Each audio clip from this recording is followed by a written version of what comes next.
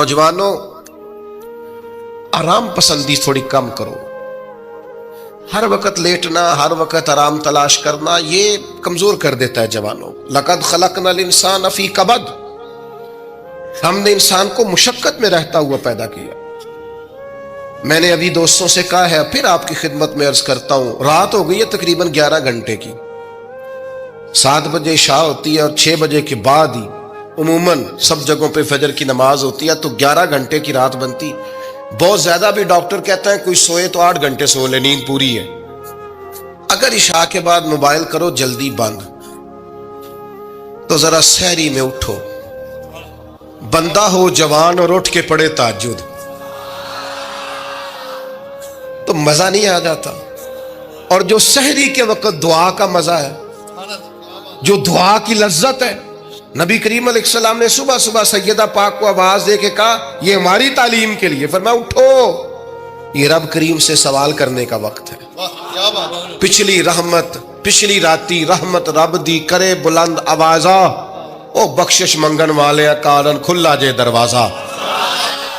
لیکن ہمارا مسئلہ یہ ہے کہ جس ٹائم جاگنا ہے اس ٹائم سوتے ہیں، جس ٹائم سونا ہے اس ٹائم. ایک گزارش تو یہ ہے کہ کوشش کریں ان راتوں میں تو کم از کم تہجد پڑھی جائے، اور یہ کوشش کر کے دیکھیں مزہ آئے گا. اور پھر ادھر ادھر لوگوں کو دکھ بتانے کی بجائے نا، جب تہجد کی 2 رکعتیں پڑھ لے تو سارا اپنے رب کی بارگاہ میں عرض کر دے، بوجھ بھی ہلکا ہوگا دل کا، راز بھی رکھا جائے گا اور کرم بھی ہو جائے گا. اور دوسری گزارش یہ ہے کہ سرکار دو عالم علیہ السلام نے نوجوانوں سے کہا تھا، جوانوں یا نکاح کرو یا روزے رکھو. یہ بڑے آسان دن ہے روزے رکھنے کے لیے. رکھیں جی، آپ لوگ بیٹھ جائیں، اللہ آپ کو سلامت رکھے، اللہ تعالیٰ برکت دے. آپ بھی بیٹھ جائیں جی، اللہ تعالیٰ سب کو برکات عطا کرے. یہ حضور کے نام کی محفل ہے نا جی، اس کا ادب بہت زیادہ ہے. اس میں آپ اس طرح کھیلیں گے موبائلوں کے ساتھ تو یہ ویسے ہی ادب کے خلاف.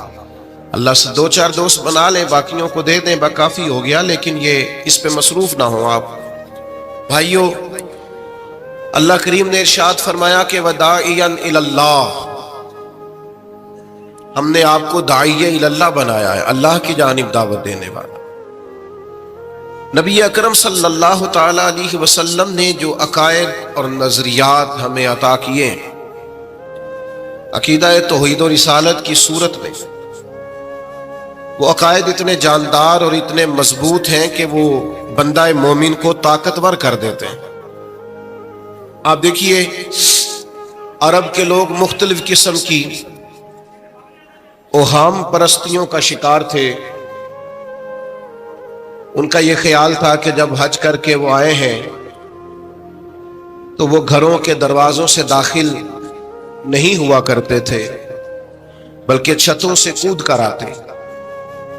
اور قرآن مجید فرماتا ہے کہ اس کو نیکی جانتے وہ. پھر وہ بیت اللہ شریف کا طواف کرتے تو معاذ اللہ کپڑے اتار کے کرتے.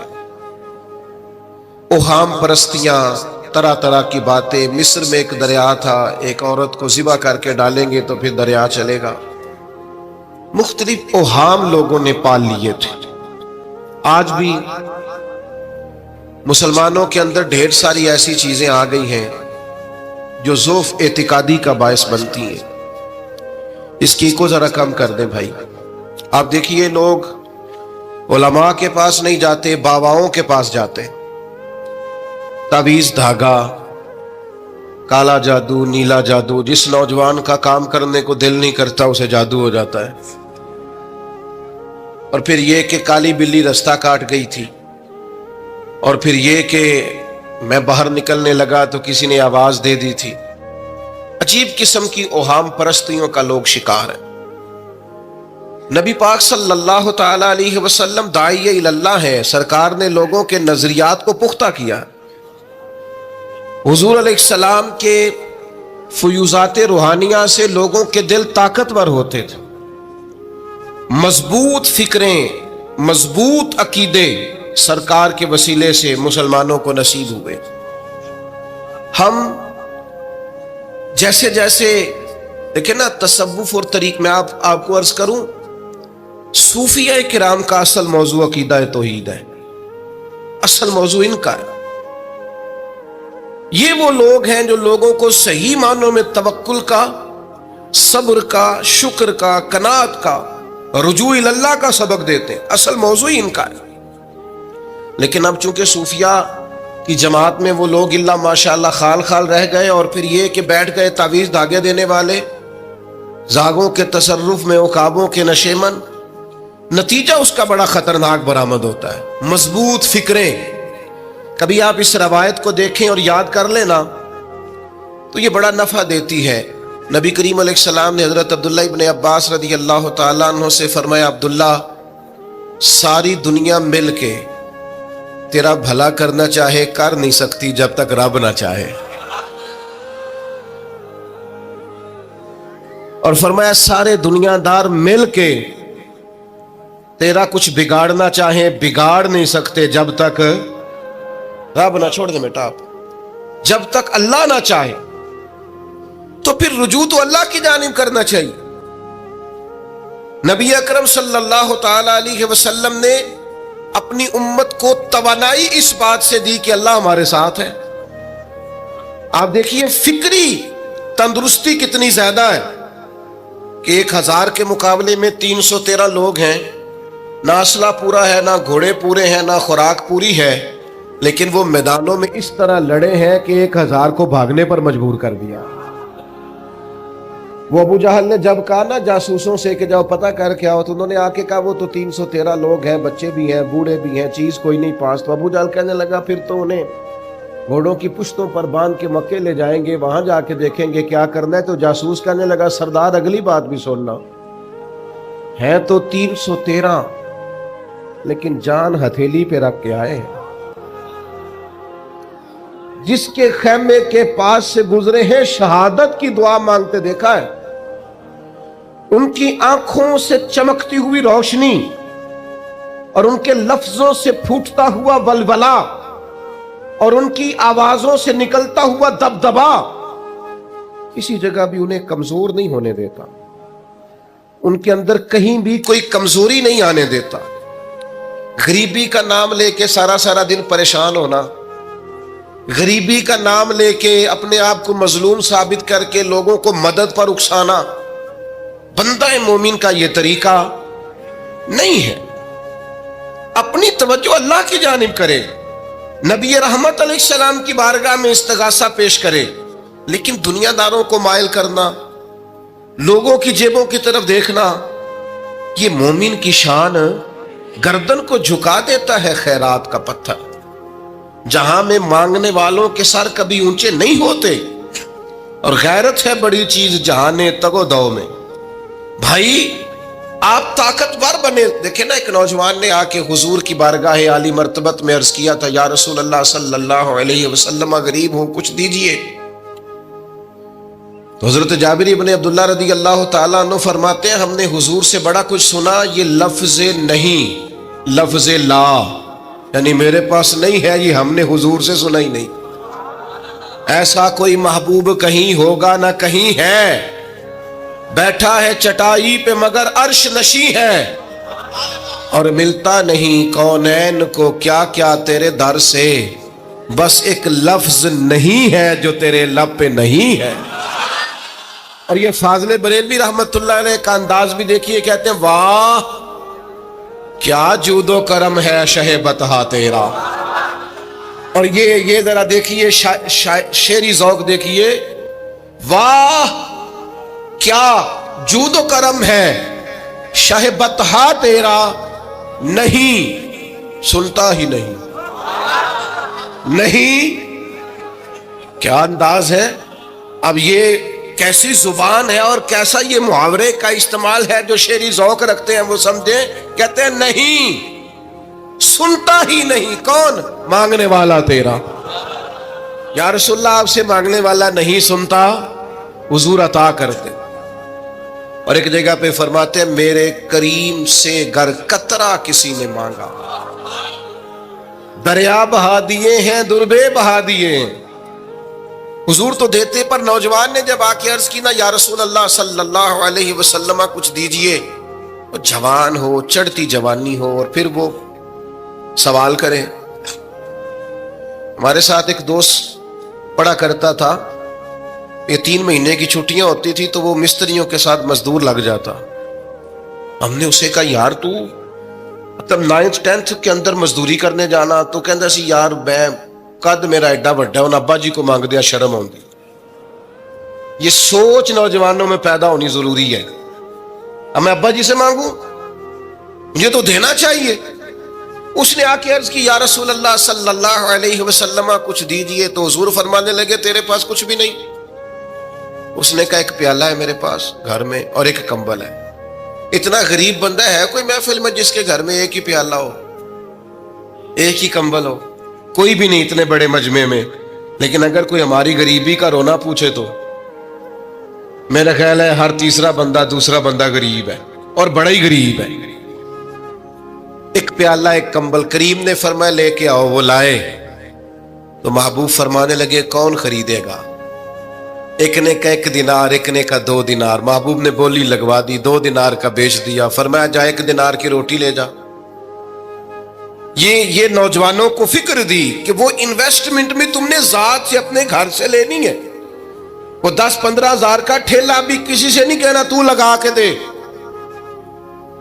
جاؤ 1 دینار کا کھانا لے جاؤ, 1 دینار کا کلاڑا خرید کے لاؤ. صحابہ فرماتے ہیں وہ کلاڑا لایا, پر نصیب دیکھو اس کلاڑے میں دستہ نبی کریم نے اپنے دستے مبارک سے لگایا. فرمایا جا جنگل میں جا کے لکڑیاں کاٹ اور بیچ, کھا بھی اور کھلا بھی, پی بھی اور پلا بھی, 10 دن مجھے نظر نہ آنا. یارو یہ کیا بات ہوئی؟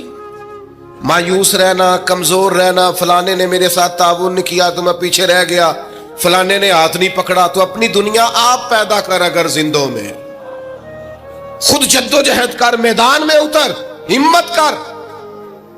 حضرت حسن بصری رحمت اللہ علیہ کے پاس ایک نوجوان نے آ کے عرض کی حضور بس آج کے بعد میں نے کام نہیں کرنا. فرمایا تمہیں کیا ہوا ہے؟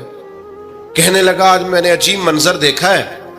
میں نے دیکھا ہے کہ ایک شیر نے شکار کیا بکرے کا, آدھا کھایا ہے, آدھا منہ میں پکڑ کے پہاڑی پہ چڑھ گیا. وہاں ایک نابینا لومڑی بیٹھی تھی, باقی کا اس نے اسے کھلایا ہے.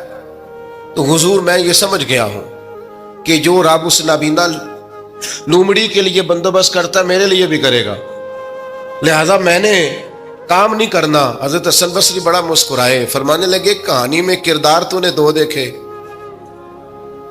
ایک شیر ایک لومڑی. فرمانے لگے کیا بات ہے تیری, تو نے لومڑی بننے کا پروگرام بنایا, شیر بننے کا کیوں نہیں بنایا؟ تو شیر بننا, شکار کر, خود بھی کھا دوسروں کو بھی کھلا. یہ کیا بات ہوئی؟ امت کے جوان فائلیں لیے دفتروں کے چکر لگاتے اور اپنی بغل میں کاغذات لیے امبیسیوں کے پھیرے کاٹتے اور ایجنٹوں سے سوال کرتے کہ مجھے ملک سے باہر جانا ہے, کیا طریقہ ہے؟ یہاں رہ کے بھی محنت ہو سکتی ہے, اپنی مٹی پہ چلنے کا سلیقہ سیکھو. سنگ مرمر پہ چلو گے تو پھسل جاؤ گے. دوستو سنو, میرے کریم نے فرمایا جا لکڑیاں. ایک پیشہ برا ہے میرے بھائیوں, ایک پیشہ, وہ ہے کسی کے آگے ہاتھ پھیلانا. باقی دنیا میں کوئی پیشہ برا جو ٹھیلا لگاتا ہے اور مالٹے بیچتا ہے اور سیب بیچتا ہے, بڑا عزت والا آدمی. یہ شارٹ کٹ چھوڑ دو, دوسروں پہ بھروسہ کرنا چھوڑ دو. وہ شاعر ایک بیٹھا تھا نا, شاعر مجھ سے ناراض نہ ہو جائیں, تو کئی دفعہ وہ شعر و شاعری میں بھی ان کی حالت بڑی خستہ ہو جاتی ہے. جن دنوں لوگ پتلے کپڑے پہنتے ہیں, بعض شاعروں نے ان دنوں میں بھی موٹی چادر لی ہوئی ہوتی ہے. تو ایک جگہ بیچارہ بیٹھا تھا کونے میں, اللہ ماشاءاللہ سب کی بات نہیں, تو حالت ایسی خستہ تھی. ایک بندہ 5 روپے پھینک گیا, تو تھا خوددار, بڑی تکلیف کو اٹھا اپنے پیسے. تو اس نے کہا آپ کی حالت بتا رہی ہے, آپ کو ضرورت ہے. اس نے کہا ضرورت پڑی تو اللہ رسول سے مانگوں گا, تیرے سے کیوں مانگوں گا؟ شعر بڑا قیمتی کہا. اس نے کہا یہ آرزوئے کرم اور میں آپ سے کروں, یہ آرزوئے کرم اور میں آپ سے کروں, یہ بھیک اس کو دیجئے جس کا خدا نہ ہو. میں تو وارث ہے میرے اللہ رسول, میں کو لاوارث ہوں کہ تیرے سے مانگتا پھروں.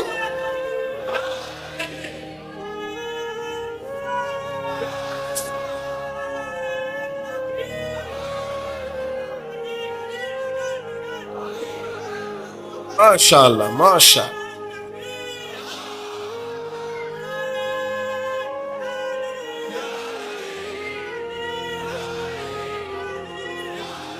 بس ہم سمجھے ہماری قیمت وصول ہو گئی. اگر خودداری پر نوجوان نعرے لگانے لگ گئے تو پھر تو بات بن گئی. لگتا ہے محنت کا ارادہ بن گیا ہے. انشاءاللہ تعالی کشکول ٹوٹنے کا ٹائم آ گیا ہے. کرم کی برکھا برسے گی.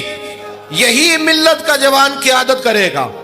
اور یاد رکھنا ہمیشہ قیادتیں غریبوں کے بچوں نے کی ہیں، جنہوں نے آدھی قیمت پہ کتابیں لے کے پڑھی ہیں، بڑی ڈگریاں انہوں نے حاصل کی ہیں. یہ کمزور نہ پڑھو. نبی پاک داعیہ اللہ ہے، حضور نے جگایا ہے. 15 دن نظر نہ آنا، مزدوری کر. وہ نوجوان 15 دنوں کے بعد آیا. اب تیرا حال کیا ہے؟ اس نے کہا حضور پہلے ایک پیالہ تھا نا، اب سارے گھر کے برتن بن گئے. پہلے ایک بستر تھا، اب سارے گھر کے بستر. اور نوجوانوں، ہم نے سہارا بننا ہے.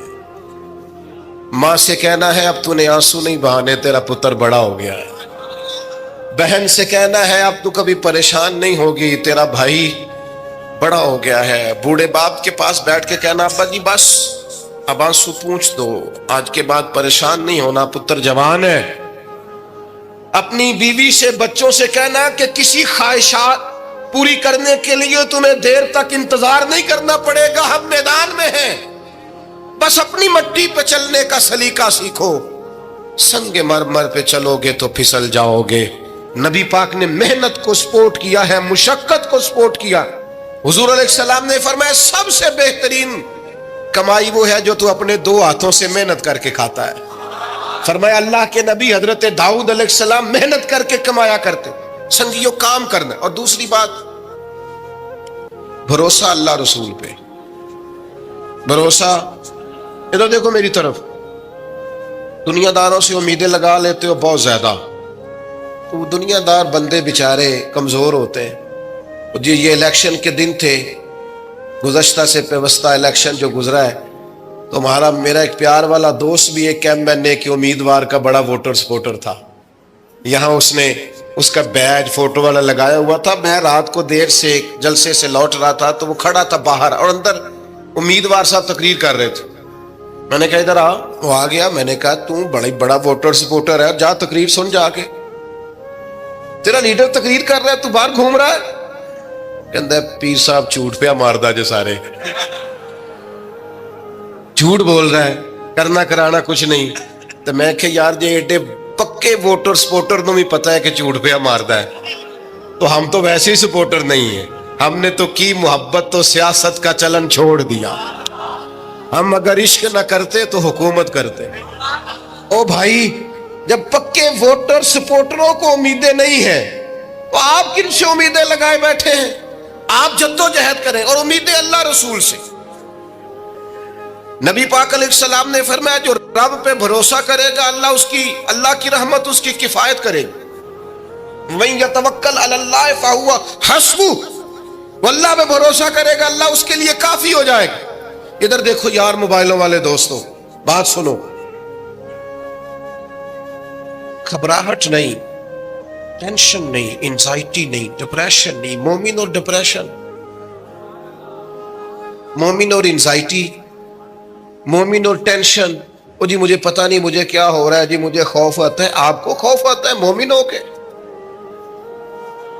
آپ کو یہ کرونا کے دن تھے تو مجھے لے گئے ایک سرکاری ہاسپٹل میں، آپ کچھ یہاں بات کریں، لوگوں کو حوصلہ دیں. تو ایک ڈاکٹر صاحب مجھ سے کہنے لگے جی مجھے نہ تنگ جگہ بڑی گھٹن ہوتی ہے، تو موت سے بڑا ڈر آتا ہے، قبر تو بڑی تنگ ہوتی ہے. میں نے کہا ڈاکٹر صاحب کچھ بھی نہیں. کہنے لگے سانس ہی نہیں آتا، چاروں جانب سے بند ہے. تو میں نے کہا بچہ بھی تو ماں کے پیٹ میں سانس لیتا ہے نا. آپ نے تو سبحان اللہ کہا. وہ ڈاکٹر تھے، انہوں نے نہیں کہا. وہ کہنے لگی جو تے اماں لیندی صاحب. ہنستے نہیں جی، باتیں ہنسنے کو نہیں سنا رہا، میں فکری باتیں کر رہا ہوں. کہا وہ تو اماں آکسیجن لیتی ہے تو بچے کو جاتی ہے. تو میں نے کہا چلے ڈاکٹر صاحب وہ جو انڈے سے بچہ نکلتا ہے اس کے تو چارب جانو کوئی صورت نہیں ہوتی سانس کی. تو مجھے کہنے لگے آپ کہنا کیا چاہتے ہیں؟ میں نے کہا میں یہ کہنا چاہتا ہوں قبر کی 2 حالتیں ہیں. قبر دوزخ کے گڑھوں میں سے گڑھا بھی ہے، اور جنت کے باغوں میں سے باغ بھی ہے.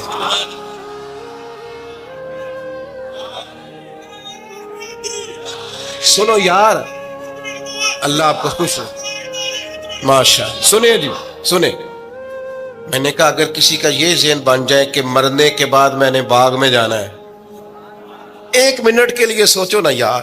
یعنی ادھر قبر بند ہوئی تو نیچے باغ، اور باغ بھی معمولی نہیں، جنت کے باغوں میں سے باغ. اور باغ ایسا شاندار جس میں آنکھ کھلی تو پہلی زیارت ہی مدینے والے معبود کی.